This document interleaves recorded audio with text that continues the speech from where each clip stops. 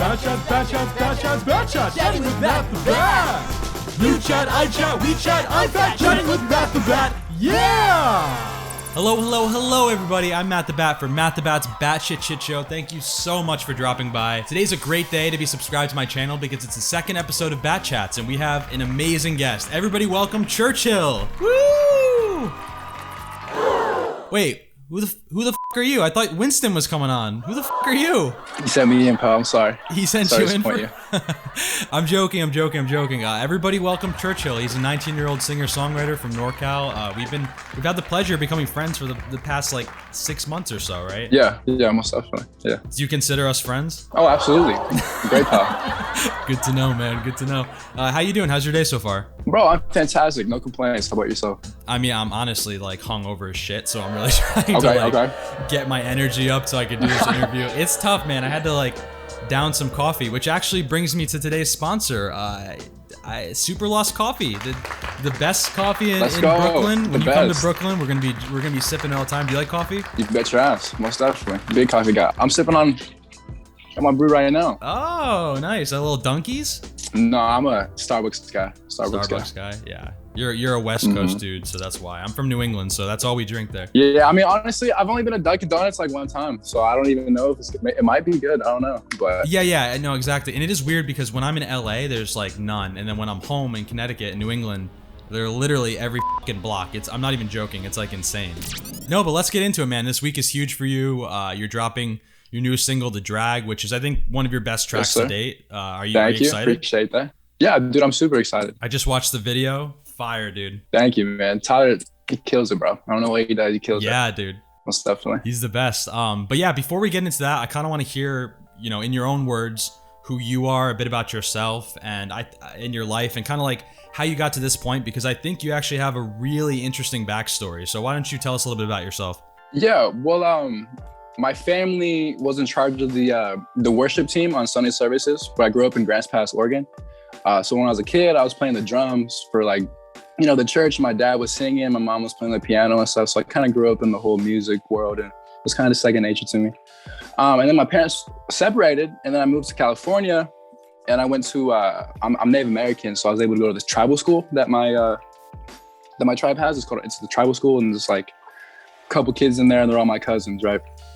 But there's a studio in there, and I was able to, go in there, and the teacher, Jack Kohler, he would show me how to record myself and, just all the different stuff on Logic. But anyway, I got to high school, and then I bought my own recording stuff. And there was this lady at school that I didn't happen to get along with very well. And little freshman church, she thought it'd be a good idea to, make a diss track on her.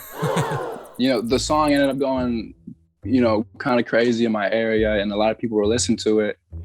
And, looking back on it now, I'm super, super embarrassed of it. And I'm so sorry if you happen to see this.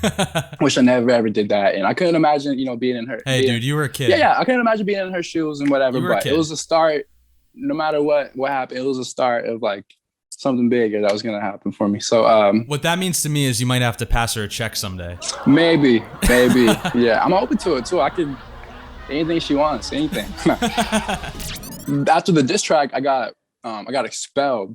So my mom, everyone was telling me it was a good song, but my mom's like, "You can't make music anymore." She was so upset at me and stuff, and so I had to keep it a secret, right? And I'm still living in a house, and she can hear me in the house recording and stuff. So and after I got in trouble for the song and everything, I just had this whole sense of embarrassment and shame and insecurity about the music I was making and stuff. So I just kept it a secret. So yeah, there's a lot involving that story, and that's actually funny that you mentioned that, because one of the first time, well, actually it was the first time I met you, I went over to your apartment, and you in the closet, Tyler says, "Oh, I want to show you something in the closet," and he pulls out kind of this big billboard type thing of you from high school, which, by the way, was only 2 years ago, which makes me feel old as fucking hell, man. So he pulls out this thing, and I see this guy on there. I see Mike, and I'm thinking to myself, wait, this doesn't look like the same Churchill I knew from the Cherry Cola video. This doesn't look like the same guy. So So you've kind of changed a lot within your high school years. You want to talk about that a little bit? Yeah, I mean, it's no secret. I was just a big, gentle giant. I was Big Mike in high school. I was probably like 320 pounds at my heaviest. Wow. Ever since I was a kid, I was always heavier, you know what I'm saying? And I never had a moment where I was like, what is being skinny feel like, whatever. My junior year of high school, might have been sophomore year, end of sophomore year, I was like really, really heavy. And I was getting to the point where like my ankles were like starting to like push out like this. Oh, shit. And I could barely like walk and stuff. So yeah, I had to hop on the salads, had to hop on the running, the saunas. Saunas are huge. Smoking a little marijuana, a little bit. But yeah, no, it was definitely it was just a lifestyle change and a mental change. And it took me a long time. Like still now, like I'm working on it and battling with it and stuff. But well, dude, you look great, and that's the thing. Is like I never knew that. So when I saw this picture of you, first of all, I didn't even know your name was Mike. That was the first time I ever knew your name was Mike. I just know you as Church. But when I saw that, I kind of thought to myself, I'm like, all right, so this guy has like a lot of layers to you, because for one, you're a musician. Two, I know that you're Native American. You have a unique experience growing up with music and everything. So then, with that being said, it kind of like intersects with your story about how your mom didn't want you making music. You were kind of like making it on the side, and no one kind of was hearing you. And it honestly reminds me of High School Musical. I don't know if that's like if you've seen High School Musical, but no, it definitely feels like a movie for sure. Yeah, you're like Troy Bolton, because you're like this guy who's playing football and he's making like music on the side, and he's like hiding it from everybody, and like you come out and you move out to LA and you become this fucking rock star. And I think that, to me, that's such like an interesting story to have, and that's a big reason why I wanted to bring you on, because I feel like you don't hear about that very often. No, absolutely. I think it's a blessing, honestly. I wouldn't have it any other way. I think all the experiences I've had have, been super unique, and they've definitely made me like the musician I am, and like storyteller I could be, and everything like that. I'm super happy that I've had the life I've had, for sure. Speaking of your music, when we talk about genre, we talked about genre a little bit before. How do you describe your genre or not describe your genre? Because I feel like the past couple of years have been such an interesting time for music, in the sense like what we think about genre has changed a lot, and that's due to a lot of big musicians like Post Malone, Dominic Fike, all these people who are kind of blending these genres together. And so I kind of want to hear from your perspective what you consider your genre, if you do consider it anything. Man, I don't even know. I think it's like a pop, rock, indie, dance. I mean, I definitely still have like some rock, like hip hop type bars in there, like flows in there and stuff. But it's no, I think it's definitely more like indie rock. It's just church music, really. Is how I explain it. I don't know. I honestly, I really like that. I like that example a lot. So all right. So back to your story. So you're 19 right now, and you moved out here last year, or? Yeah, about 6 months ago, in last October. That's crazy, bro. Does everyone feel like in your small town that you went Hollywood on them? That I went Hollywood on them? I don't know about that, man. I mean, honestly, I really hope not. I try not to be that way. There's still my best friends that I had in high school that I talk to every day. I still got like the people on my social medias and stuff like that, and I don't ever think about myself like, oh, like I mean, and especially with the position I'm at right now, it's like I have so many more things to do before I even feel like somewhat like proud of myself, and yeah, and like the people that are around you and like support you, like a lot of the people from my hometown, like they knew about my secrets from listening to me like when it was a secret, so then for them to get to see me, be confident about it and like get out here and to start making music that I really like and like they like, it's really cool just to see like almost having like a little small town like behind you in a way. Dude, that's great. Don't want to be the Hollywood guy, Yeah. Never too cool for you guys. I love that. Well, it's funny you say that, because it's like one of my favorite lyrics by you is, I haven't been the same since I got off the plane, LV bag on my shoulder. And I think that that's such a like an interesting reflection of you kind of like growing up and moving out of your small town, like coming out here, coming out to LA to chase the dream. You have a team behind you now. You're consistently putting out music. You're in the studio every week, working really hard. So I think that's kind of like microcosmic of your situation. And I'm proud of you. I've only known you for a little bit, but I feel like it's really cool to see how down to earth you are and have gotten to know you, because those are the types of people that I think really succeed. And you hear horror stories about people in the music industry just being the worst and changing up on people and stuff like that. Yeah, but I don't think that's yeah. you, man. I think you're a good guy. No, I really appreciate that. Thank you, man. It means a lot. Yeah, man. So you're 19 years old. You're going through this huge glow up, and this is like kind of the time that you should be enjoying your life and partying and networking with all these people. Partying. But you're fucking here in the pandemic, bro. I mean, how has that affected your music? Has it affected it in any way? Being alone and being just like by myself and just like in this whole creative space all the time, I think my music has gotten way better. I think COVID was a blessing for me, to be honest. I don't know what it is. I don't know why, but I've honestly just feel like I've really just been improving and making things I'm excited about. And I'm waking up like screaming in my car because I'm like, no way I fucking made this, So like this stuff like that it's been great. So. Dude, I love that answer. That's awesome. Yeah, I mean, for me, I feel like, I felt kind of the opposite because a lot of the things that I use for my own creativity are like based off of real world experiences or interacting with people. So for me, back last year, I was fucking suffering, dude. Like it really took me until coming out to LA a few months ago to really get my footing back because I felt like I had sort of no inspiration. But I feel like with some musicians, they've been actually feeling the opposite. So like Post Malone's a good example because he needed to take off because he's been touring for the past how many years? He can't do anything he wants. He's on the road 24/7.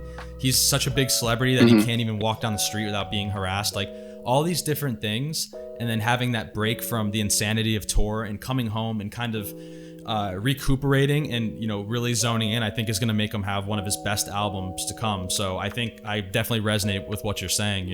Before COVID, I never had anxiety or never really felt like stressed out or anything like that. And like when I first got introduced to anxiety, like it was definitely like a scary like feeling and whatever. But in the most like weird ways, it's definitely helped me create some like just crazy. I don't know.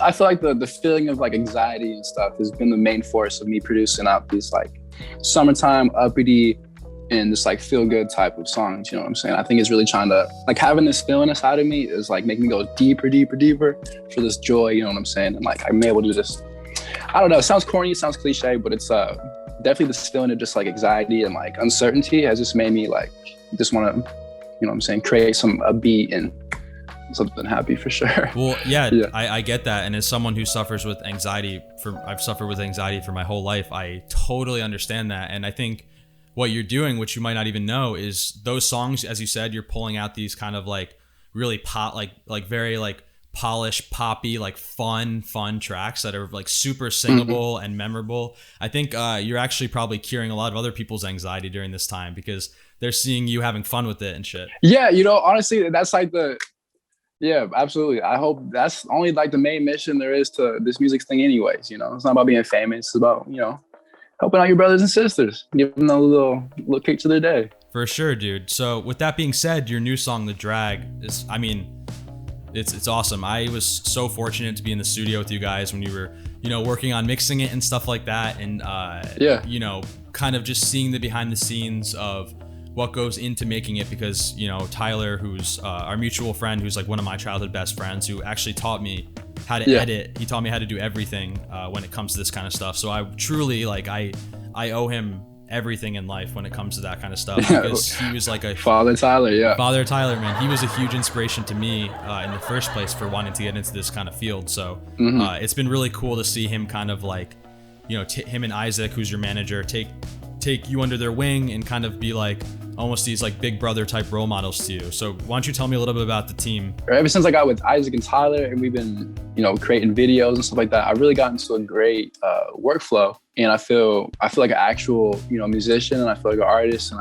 I feel like I take myself seriously now. And it just feels great, man. I feel like I have, people who have the same, vision and like desires as me that like, that care about me and stuff and want the best for me, which is like a crazy, crazy lucky scenario to have, especially in the music industry. And yeah, man, honestly, it's just been a blessing, and I love both of those guys and can't wait to keep cracking out the hits, man. I mean, yeah, man. Oh, I think they're gonna be hits, and like, we'll see. It's nice to hear that because especially, as a young guy who I think has so much promise in the industry right now, it's so good that you got on track with two guys who actually believe in, this is their mission as well. This is not just about how can we invest in you and see what comes out of it for us. Like, I know just how passionate Tyler is about making this shit with you and how much he just truly loves your music. Yeah, absolutely. It's just awesome, man. I'm really excited to see what you do. So with this new song, you guys have a video. How is the process of making that video? Because I just watched it and it's hilarious. It's super goofy and fun, lighthearted. As you said, like reaching down and pulling out those really fun moments and kind of just letting your personality show a bit, because the other videos you've had have been a little bit more like serious or storytelling. And this one's just kind of about you, like having fun, So explain it to me a little bit. And I appreciate you mentioning that, because every idea, or not every idea, but I'd say like 85% of the scenes in the song or anything, like they're my ideas, and it's what I wanted to do. And I was thinking about something funny and something like just goofy and just like myself, because like the first two were like storytelling and they're serious and like. I love those videos, but I feel like this video right here is definitely more of a reflection of me and. Of just like more church stuff. I think funny and like, the outlandish stuff is definitely going to be the more direction I go to in the future. Totally. And one of the big things I really love about your music is I think the lyricism is just always so good. Like, to me, it's always blown my mind that you're like a 19-year-old kid who is able to, I feel like you're very wise, and it's really cool to be able to hear you kind of talk about your life and all these things in your life. And it's almost like they're very modern and they're very much like teenage oriented, which is a good thing, because I feel like so many people are gonna be able to relate to them. And it feels like, to me, yeah, absolutely, you're like this young kid who's just making music for kids, and it's just it's awesome, and it feels very modern. It feels very almost like a reflection of modern culture in a way. And then you have like these lyrics that are also very fun, like in the drag, she tried to drown me in the pool. And I think that line is so funny to me, because we talked about it in the studio, and I'm like, dude, you're gonna be on Genius someday doing an interview about your lyrics, behind the lyrics, and they're gonna ask you, where the fuck did that come from? So like and I think your response was something about like, oh, that's from a movie or something like that, right? Yeah, it was some random content I was consuming late at night. I have no idea where it came from, but a little stoned on the couch, just like writing some weird shit. yeah, that's definitely what it is. And a lot of the lyrics I have, they do come from my experiences and from my life, but a lot of times I'm thinking about the most random people who have no idea that I'm thinking about them, and I have no reason to even be thinking about them, but for some reason what they said or like what they did like stuck in my head, and it's in the church somehow. So yeah, I try to just they come from the most random places, man. You just gotta keep your eyes open, and you can't just like be looking for them. Like, I gotta find me a song lyric today, or like I gotta find me, like it really just comes to you. So you just gotta sit back, be patient, pops up. A lot of the lyrics to me kind of sound like, all right, this is about this is about this kid who just touched down in LA, going through a big life change. He's feeling great about himself. He's feeling like, he's feeling like he looks good. He's feeling like he's sounding good, like all these things. So I think it's just, I think it's awesome. And I'm really excited to hear more of your songs. And with that being said, like, do you have anybody that's like a dream collab for you or a dream feature? Definitely. If I put my cards right, I will have a Remy Wolf and Willow feature. Dude, hell yeah. Those are only like two big ones. And like Dominic Fike, of course, but definitely Remy and Willow. I mean, that would be awesome, man. Remy Wolf is absolutely killing it right now, especially seeing the festival run and the festival runs for this year. Remy Wolf's on everything. So I think that's doable for you, man. I could definitely see those genres and music types just really blending well together. We'll see what the future holds, man. What's the goal with all this from your perspective? What is the future hold for you in your perfect world? I don't know. I mean, obviously the goal is to be successful and, to be a touring act and stuff like that. Are you ready to kind of like navigate that world of fame? Are you ready to have people showing up at your door and asking you for shit? Like, cause that is a huge part about it. Obviously the glitz and glam is what we see, but there, behind the scenes, there's so much other stuff that goes on. So are you kind of ready to navigate that fame and be doing interviews like this all the time. Like, are you ready for that? Are you excited for that? Or is that something that makes you nervous? Like, how do you feel about that? I mean, it's a mix of both, man. It's definitely terrifying. It's definitely a scary thought. But yeah, of course it's exciting. And, you know, everyone when they're a kid wants to be famous and, you know, wants to be looked up to. But I mean, like a lot of things that I was struggling with recently is that like you get to a phase where you're focused on levels, right? And you get to a level, you level up, and then you're like, oh wow, I can't wait till I get to the next level. And you get to the next level, but and then you feel like numb. And then you just like keep focusing on the levels, and you go up 10 levels, and then you don't even realize that you went up 10 levels, and you feel the same. You feel like you gotta get to the 11th level. You know what I'm saying? Like nothing you ever do is really like you're never satisfied really. So lately, I've been trying to realize that right now, I get to wake up and make music every day, and it's like my job, and it's like I get to go to the studio, I get to like do this and get interviewed and stuff like that. And this is like right now, and like the difference right now is obviously like millions of people, but it's like if it's not going to make you happy right now while you're doing it with, you know, the people that you have around you that are listening to it, it's not going to make you happy when you're famous. You know what I'm saying? And like when you make it, because then you'll still be focused on the next level. You know, so I'm really excited for it. I'm terrified of it. But in this moment right now, I honestly feel great, and I feel happy, and I feel like, you know, I get to do this like as a job right now. So I don't know, the fame is kind of second, like if it comes, it comes. But right now, like this shit's awesome because I just get to go to the studio every day, and like I'm really doing what I wanted to do, you know? Dude, honestly, that answer could not been any better and any more sweet and genuine, because I love that you think about this ahead of time, and you're, you know, to have a grasp on what your values are now, especially as someone who's only 19 years old, and know how you're going to keep that, and how that will, how, you know, even if you transcend into this world of fame and you become this big person, I really do feel like you're a genuine guy. And I feel like with having that plan and having that mindset, I think that you're going to be very successful, because you're going to be very well loved, and you're also going to be able to be someone who is still hanging out with your boys back home, who's still like, you know, being modest and all that stuff. Like that's what it's all about. Thank you, man. I really appreciate that. Of course, Thank dude. you, man. That's what it's all about. Please feel free to reach out if you ever want to chat or whatever, anything like that. Most definitely, man. And yeah, man, I'm really excited for you. I think that this is such a huge step, especially with this video coming out. So everybody who's watching this should go check out The Drag. It's gonna be linked in the bio below, and I'm gonna have Church's links too, so you can go follow him. You slide in his DMs. He's a handsome buck. He's a handsome young. Single. Yeah. Oh, he's single. Yeah. Okay. So handsome young single buck. Thank you so much, everybody, for coming. Church, do you have any last words? Any wise words of wisdom for you, man? Don't smoke crack. Don't smoke crack. All right, man. I like that. That's a good way to end it. Don't smoke crack. All right. Thank you so much, everybody, for tuning in. Make sure to like and subscribe. Check out Church's stuff. Church, thank you so much. Thank you, bro. Thank you for having me. Of course, man. Of course. Anytime, man. Someday I hope that people look back on this interview and they're like, whoa, this was one of his first, because when you had the bucket hat on when you came in, it reminded me of Young Lean has this interview from years ago where he was just on webcam with some nobody like me, and then people look at it now and they're like, oh my god, this guy had no clue how big Young Lean was going to be. So I really hope that that's one of these moments, one of those, like, you know, Post Malone, Charlemagne type things, except I'm not being a dick, but you know what I mean, like that.